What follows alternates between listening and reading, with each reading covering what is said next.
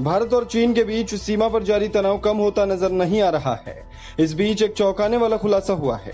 चीनी सेना पिछले एक हफ्ते में 200 से ज्यादा ट्रक और 4 पहिया वाहनों और तमाम उपकरणों को LAC के करीब पहुंचा चुकी है।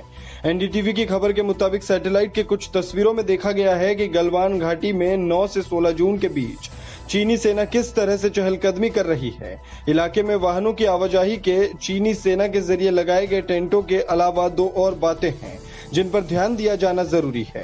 पहली बात यह कि चीनी गलवान नदी के बहाव को रोकने की कोशिश कर रहा है। इसके अलावा हिंसक झड़प की संभावित जगह भी नजर आ रही है। LAC के करीब एक स्थल पर काफी मात्रा में मलबा दिखाई दे रहा है। इस तस्वीर में गलवान घाटी और LAC नजर आ रही है। साथ ही गलवान और श्योक नदी भी दिखाई दे रही है। भारत गलवान नदी के पश्चिम में गलवान घाटी को नियंत्रित करता है। यहाँ चीन ने भी दावा किया है जिसे भारत ने खारिज कर दिया है।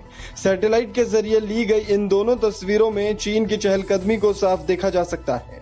पहली तस्वीर 9 जून की है जहां एक भी वाहन नजर नहीं आ रहा है, लेकिन 16 जून को जो तस्वीर सैटेलाइट के जरिए से ली गई है उसमें 89 वाहन नजर आ रहे हैं, जिनमें से ज्यादातर ट्रक हैं। ये इलाका LAC से महज 1.3 किलोमीटर दूर है। दूसरी तस्वीर में चीन LAC के करीब 127 वाहनों के साथ नजर आ रहा है, जिसमें ट्रक के अलावा कुछ ऑफ रोड गाड़ियां और बड़े उपकरण भी शामिल हैं। जबकि 9 जून को ली गई तस्वीर में LAC से 6 किलोमीटर दूर एक हिस्से में कोई भी वाहन नहीं दिखाई दे रहा है। 9 से 16 जून के बीच LAC से 6 किलोमीटर दूर चीनी सेना के जरिए लगाए गए टेंट और आश्रय हटा लिए गए।